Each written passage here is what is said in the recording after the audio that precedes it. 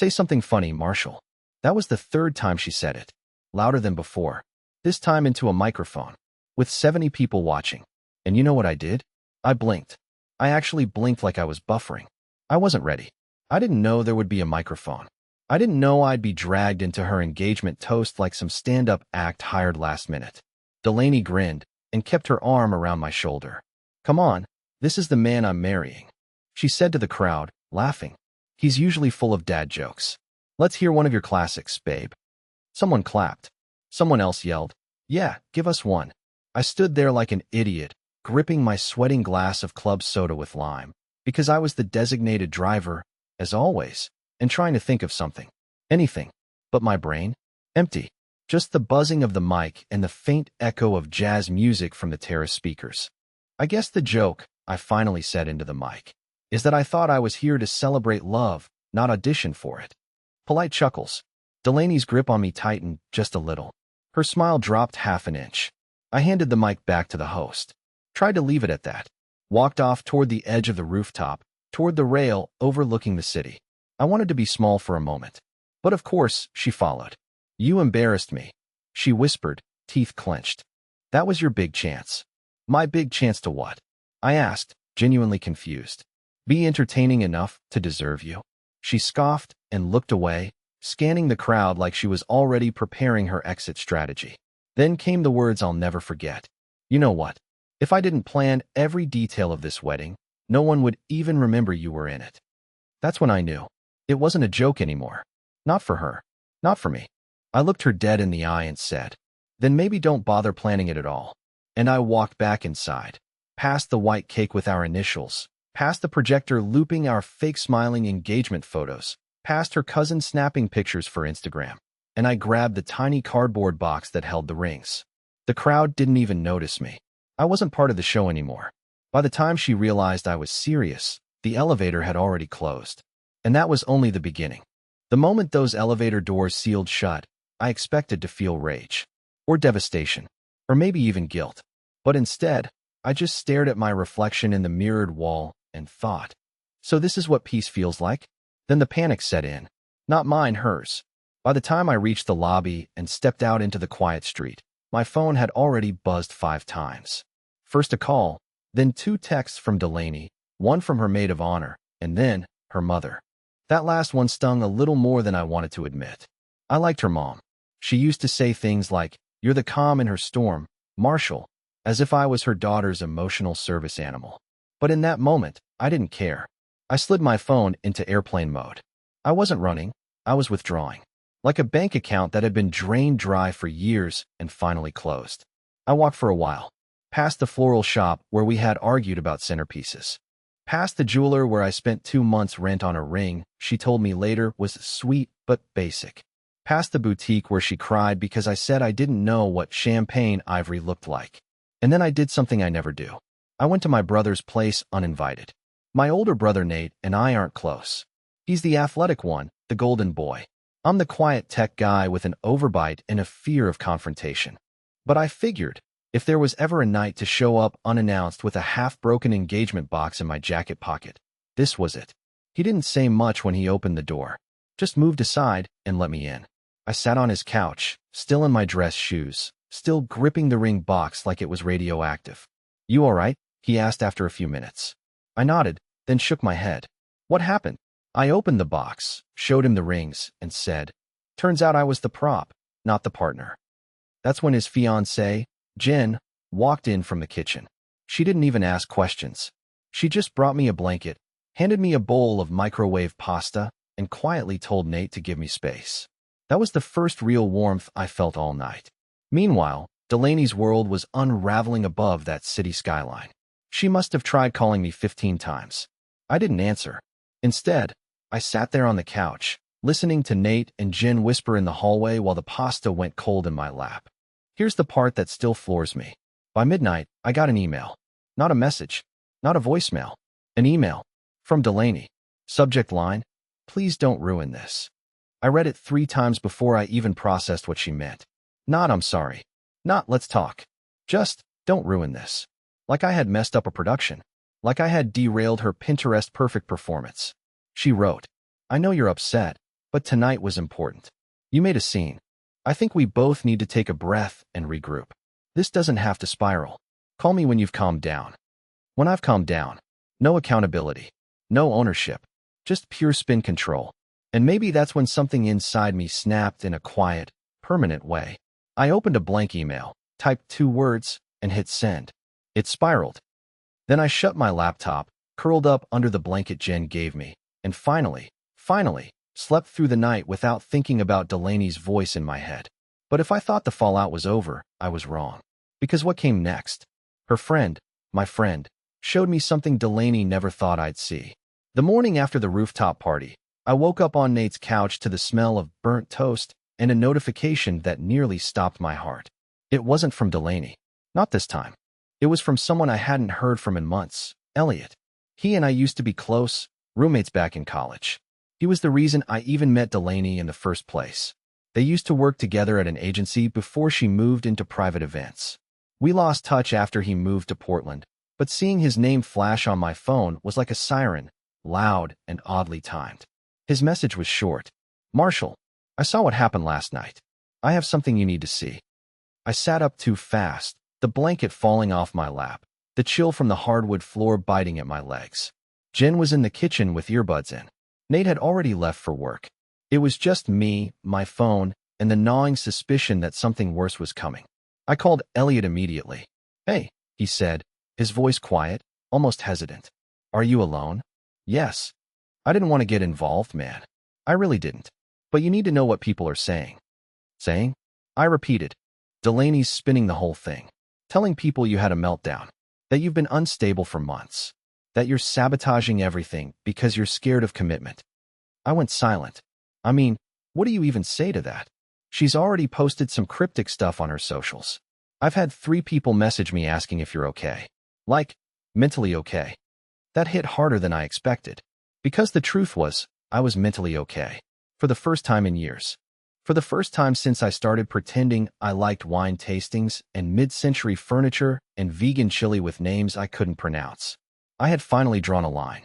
And now she was painting me as the lunatic who snapped in public. I'm sending you screenshots, Elliot said.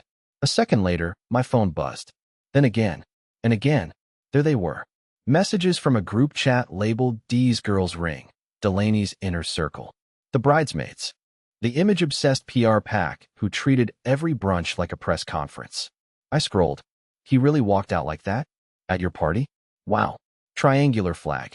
Maybe this is for the best. You always said he wasn't really on brand for you. Girl, you can still fix this. He'll crawl back.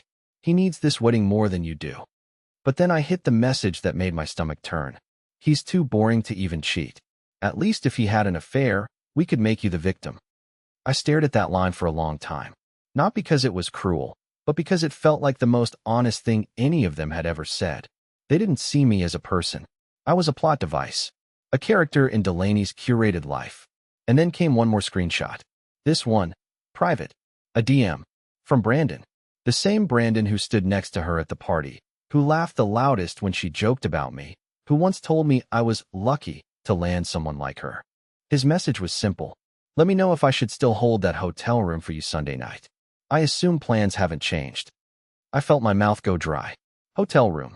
Sunday night. Hold. I called Elliot back. Where did that come from? I asked, barely able to keep my voice level. That, he said slowly, was sent to Delaney. Last night. About 2 hours after you walked out. There it was.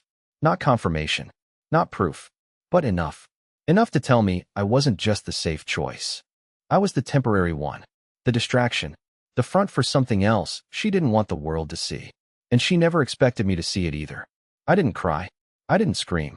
I just took a breath, opened the closet, and grabbed my overnight bag. Then I walked into the kitchen, thanked Jen for letting me crash, and told her I had something to take care of. What are you going to do? She asked. I zipped the bag shut. Something very out of character for me. Which is? I looked her in the eye. Make her explain herself. In public. And that's when I planned my move. Not for revenge, not out of anger, but for clarity. Because if she wanted to perform for an audience, I was about to give her one. I didn't tell her I was coming. I didn't give her the chance to prepare her voice, her excuses, her army of bridesmaids with preloaded Instagram captions about self-worth and red flags. No. I went straight to the one place I knew she'd be the most Delaney, polished, rehearsed, and completely on stage. It was her Sunday brunch. Yes, the infamous post-engagement weekly brunch that she hosted like it was a UN summit. It was always the same crowd. Her co-workers, 2 cousins, a girl named Blair who never paid for her mimosas, and Brandon, of course. Always Brandon. I showed up at the restaurant just before noon, dressed in the same suit I wore the night I walked out. Not because I wanted to be dramatic, because I wanted her to remember, this is where you lost me. The hostess looked at me with mild confusion when I asked for Delaney's table. She's already seated, she said, but I'm not sure. I won't be long, I replied, and walked right in. There she was, center of the patio, big sunglasses on despite the clouds, laughing too loudly, tossing her hair like she was in an ad for herbal shampoo. They hadn't ordered food yet. Just drinks and drama. Always drinks and drama. As I approached, Blair saw me first. Her expression changed like someone had just dropped a glass. Delaney noticed a beat later. Her smile froze. She took off her sunglasses slowly, trying to decode the meaning behind me showing up, like I'd arrived with a legal team or divorce papers. But we weren't even married yet. Marshall, she said, standing just enough to look like she cared. What are you doing here? I thought we could chat, I said. Brunch seemed like a good time. I could see the panic bloom behind her eyes. It was small at first, like the first drop of red in a glass of water. But it spread quickly. Maybe we could talk privately, she said, her voice tight, her tone soft but firm, the way she spoke to waiters when she sent back food without wanting to look like a jerk. I nodded. Sure. She walked me toward the side garden area where no one else was seated. As we turned the corner, she spun on me fast. You can't just show up like this, she hissed. You're making this worse for yourself. I laughed. A dry, humorless sound. For myself? She folded her arms. If you're here to apologize for what happened Friday, I'm not. Silence. Her lips parted slightly, the default expression she wore when she realized someone wasn't playing her game. I know about the hotel, Delaney. Her mouth opened, then shut. Her arms dropped. Then she gave me that same patronizing tilt of the head she used when she wanted to look confused instead of caught. What hotel? I pulled out my phone and showed her the screenshot. Brandon's message. The timestamp. The whole thing. Let me know if I should still hold that hotel room for you Sunday night. For a long, charged second, she said nothing. Then, you shouldn't have seen that. Wrong answer. Right? I said, my voice lower now. Because I wasn't supposed to know who you really are. I was just supposed to show up, wear the right tie, nod on cue, and smile for the photos. Her lip curled slightly. It's not what you think. Don't insult me. I'm not seeing Brandon, she snapped. He was trying to. He's an idiot. He's always had a thing for me. That message was one-sided. Then why didn't you shut it down? She flinched. You didn't ignore it. You didn't correct it. You let it sit. And you never expected I'd find out, because you thought I'd always be safe. Predictable. Disposable. Her face hardened. She hated losing control of the narrative. Especially to me. This is why you don't work in my world, she said flatly. You don't understand that appearances matter. That people talk. That damage control is sometimes better than truth. And this, I said, stepping back, is why you won't be part of mine anymore. She looked genuinely stunned. Not devastated. Not hurt. Just surprised, like I'd overstepped my role in a play she wrote. Delaney, I added, you told your friends I was boring. Safe. Not on brand. So let me give you what you really want. I pulled the ring box from my jacket pocket, opened it, and left it on the table between us. No more brand. No more burden. You're free. She stared at the box like it might explode. I walked out without another word. But just before I hit the corner of the building, I heard her voice again. Quieter. Shakier. Marshall, wait. I didn't. Not because I didn't want to. Because I wanted to see what she would do when no one was watching. The last person I expected to see at my door Monday morning was her sister. Not Delaney. Chelsea. Let me back up for a second. I was in the middle of reheating leftover eggs at Nate's place. He and Jen had left early for work, and I figured I had a quiet day ahead. Some time to breathe, maybe open my laptop and draft a message to Delaney's family about the cancellation. Not that I owed them anything, but I wanted to be decent. Civil. I still believed in that, even when the other person didn't. Then I heard the knock. Soft. Hesitant. When I opened the door, Chelsea was standing there in a long cardigan and boots, holding a cup carrier with 2 coffees and wearing an expression I couldn't quite place. Pity? Sympathy? Guilt? Hey, she said. I blinked. What are you doing here? I wasn't sure you'd answer if I called. So, I brought caffeine. I stepped aside, confused and still half asleep. She walked in and handed me a cup. She didn't sit right away, just looked around Nate's apartment like she expected it to feel more broken. I guess when you hear someone blew up their engagement over brunch, you imagine chaos. She finally Saturday, she's not okay, she said. Neither am I. I replied flatly, taking a sip of the coffee. It was exactly how I liked it.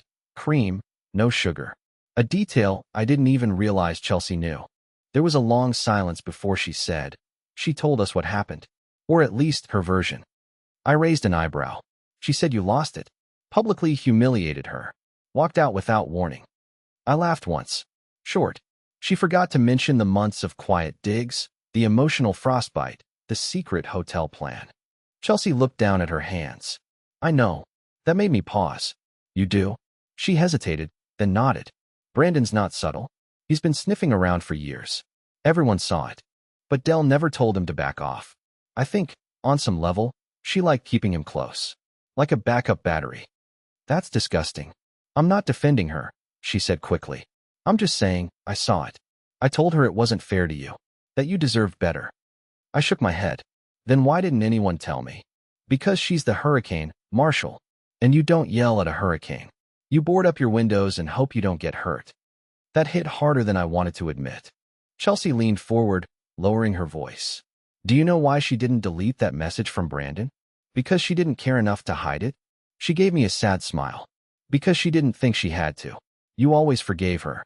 You always played the calm one. She thought you'd roll over, like always. There it was again. That painful truth I kept circling back to. I had trained her to treat me this way. By tolerating the jokes. By excusing the little humiliations. By being this safe choice she could mock because I'd never push back. She's not crying because she lost me, I muttered. She's crying because I finally made a choice. Chelsea didn't argue. We sat in silence for a while after that. 2 people sipping lukewarm coffee in an apartment that smelled like toast and regret. Then she reached into her bag and pulled out a small envelope. She wrote this last night. Said she wasn't ready to send it. But I think you should read it. I didn't reach for it. Just stared at it. I don't know what it says, Chelsea added. Maybe it's just spin. Maybe it's real. But, if you ever loved her, even a little, I figured you deserved to decide. She left the letter on the table and stood up. Before she walked out, she said one last thing. You were the only real thing in her life. And I think that scared her more than anything. The door clicked shut behind her. I sat there for a long time, just staring at the envelope. Not ready to open it. Not yet. Because in that moment, something else was more important than answers. It was the first time I realized I didn't need closure from her. But I opened the letter anyway. And what was inside? Let's just say, it wasn't written for me. I stared at that envelope for nearly an hour. It just sat there. Unassuming. No name on the front. No fancy stationery. Just a white envelope with the flap barely sealed, and one tiny smear near the corner that looked like it could have been a tear. Or maybe a drop of wine. Knowing Delaney, probably both. Part of me didn't want to read it. Not out of anger, but because I already knew it wouldn't help. Nothing she could say would make what happened okay. Not the way she laughed at me. Not the way she talked about me behind my back. Not the way she stood by while Brandon dangled a hotel key like a punchline.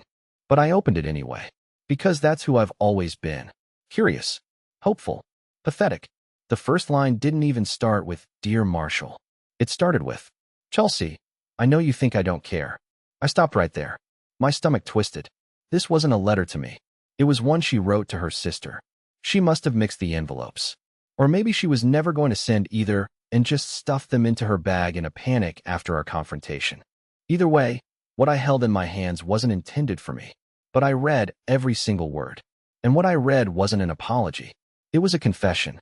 She wrote about how she always knew I loved her more than she loved me.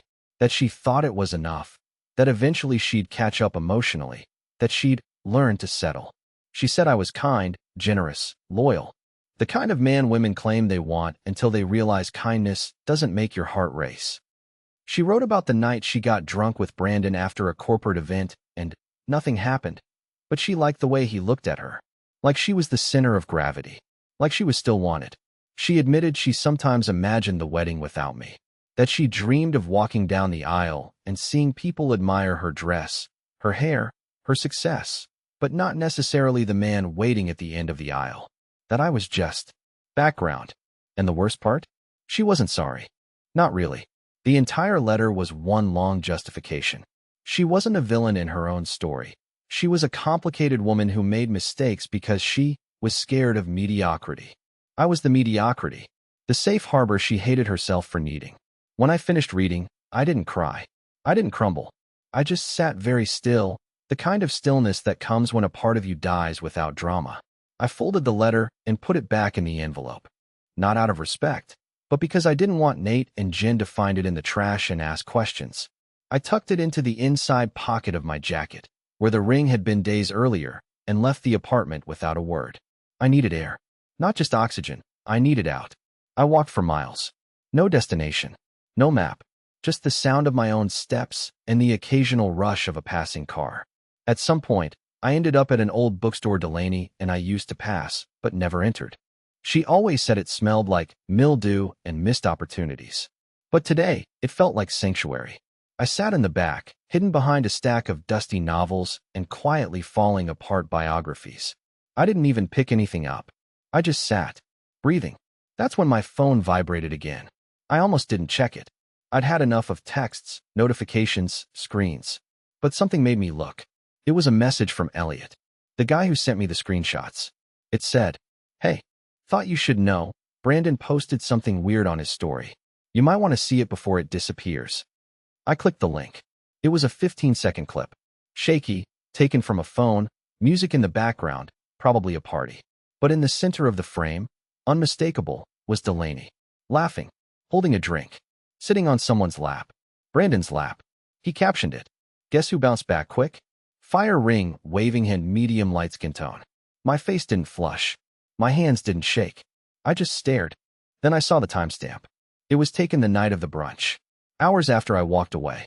Hours after she called me toxic for making a scene. Hours after she had written a letter to her sister about how scared she was of losing me. Hours before she told her friends I was emotionally unstable and ruined everything. That's when I realized something. She hadn't lost me by accident. She had planned the fallout. She was never trying to fix it. She just wanted to control the ending. But if she thought this was the end, she was wrong. Because I had one thing left she didn't expect. And I was going to use it. I didn't open the envelope right away. It sat on the coffee table like it was ticking. I must have walked past it 10 times before I finally gave in, more out of exhaustion than curiosity.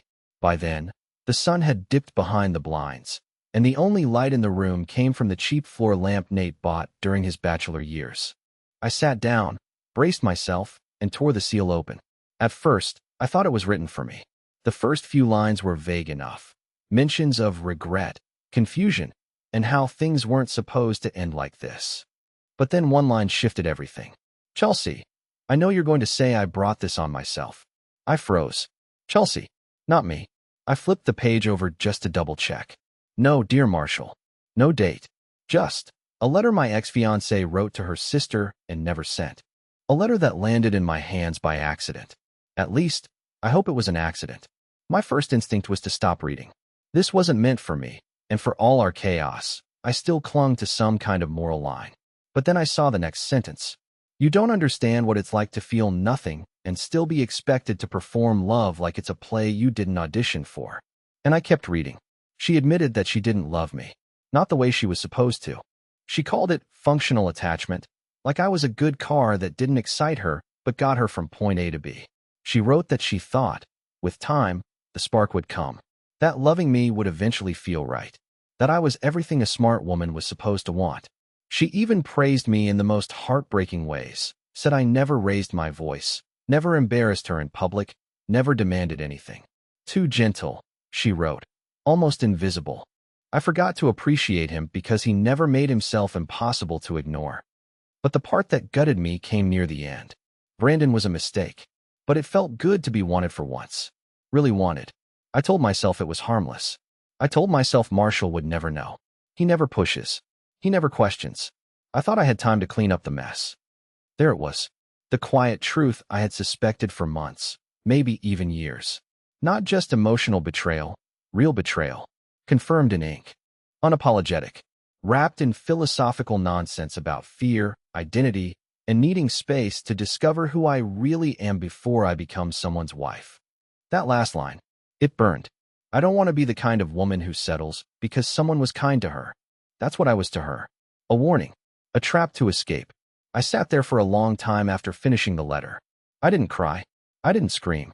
I just felt this eerie stillness, like my body had processed the emotional car crash and was now letting me walk away from the wreckage barefoot and dazed. And then my phone buzzed. A message from Elliot again. Simple. One sentence. Check Brandon's story before it disappears. I clicked it immediately, and what I saw shouldn't have shocked me, but it still did. 15 seconds of low-resolution footage. Shaky, blurry, taken at some party. But there she was, Delaney, sitting on Brandon's lap, drink in hand, tossing her head back in a way I used to think was beautiful. His arm was around her waist. Her hand was resting on his leg like it belonged there. She looked free. The video was time-stamped less than 24 hours after our public breakup. The caption? Guess who bounced back quick smirking face #upgrade. I don't remember setting the phone down. I don't even remember standing up. All I know is I ended up in the bathroom, staring at myself in the mirror with that same look I had the night I walked away. Confused, humiliated, but weirdly calm. This wasn't just a failed engagement. It was a setup. She knew exactly what she was doing. From the moment she mocked me with a microphone in her hand, to the fake tears, to the rehearsed statements she made to her friends about me being unstable and difficult to connect with. She wasn't just done with me. She was managing her exit strategy. But she'd made one mistake. She underestimated how dangerous I could be when I had nothing left to lose. I don't do revenge, but I do closure. And now, I had everything I needed to give her exactly what she feared most. The truth. Not whispered. Not bitter. Not online. But in front of the very people who still believed she was the victim. I didn't plan the timing. It sort of just fell into place. A week had passed. Long enough for the gossip to settle, for her curated version of events to circulate through her friend group like gospel. In their minds, I was the one who cracked. The quiet guy who couldn't handle the spotlight. The introvert who ran away from a strong woman, too vibrant for his comfort zone. But the thing about curated narratives? They fall apart when the raw footage rolls. Delaney had no idea her friend Lily, yes, one of her own bridesmaids, had reached out to me. It started with a simple message. Hey, I know you probably don't want to hear from anyone in our circle, but I saw the video Brandon posted. That wasn't okay. That turned into a phone call, and that call turned into something bigger. You see, Lily had always kept one foot outside the inner circle. She didn't like how Delaney treated people. She had her own doubts about the wedding. And when she found out about the letter, the one meant for Chelsea that landed in my hands, she didn't just sympathize. She offered something unexpected. An invite to Delaney's post-engagement recovery party. Yes, you read that right. Delaney was throwing a party to reclaim the narrative. The whole thing was positioned as a celebration of self-love and starting fresh. There'd be a toast, obviously. A few rehearsed tears. Probably a speech about how not every love story needs a wedding. I didn't want revenge. I just wanted the truth in the room. So I showed up, dressed in the same quiet navy suit I wore the night she humiliated me. No dramatic entrance. No camera crew. Just me and an envelope. People stared, obviously. Delaney froze mid-conversation when she saw me. But she covered quickly, letting out a soft wow. Like she was impressed I showed my face. I approached calmly. She stepped forward before I could speak. You really don't give up, do you? I'm actually here to give something back, I said, handing her the envelope. What is this? She asked, already irritated. Your letter, I said. The one meant for Chelsea. Her face dropped. The crowd wasn't paying full attention yet, but her reaction was loud enough to turn heads. I didn't raise my voice. I didn't need to. I thought about keeping it, I said slowly. Framing it. Posting it. But I'm not you. A few people shifted uncomfortably. I'm not interested in rewriting what happened. I just want to stop pretending. And I think, so do a lot of people in this room. Delaney tried to smile, but it was tight. Nervous. Marshall, maybe this isn't the time. I stepped back, turned to the crowd. No, this is the time. Because the last time we were all together, She handed me a mic and told me to say something funny. And what I should have said was this. Now the room was silent. Relationships don't fail because one person is quiet. They fail because one person is acting while the other one's surviving. I was never your safe choice, Delaney. I was your safety net. And you cut it. I handed the mic to a stunned waiter and left. I didn't wait for applause. I didn't care what was said after. That wasn't the point. The point was, I said it. On my way out, Lily caught up to me. She didn't say much, just smiled and said, "Took guts." Later that week, she messaged me again. Just friendly at first. Then coffee. Then a walk. Then, months later, something more. It's not some dramatic twist where I fall in love with the friend of my ex. It's better than that. Because with Lily, I'm not performing. I'm not being managed. I'm not the background. I'm just seen. And for the first time in years, that's enough.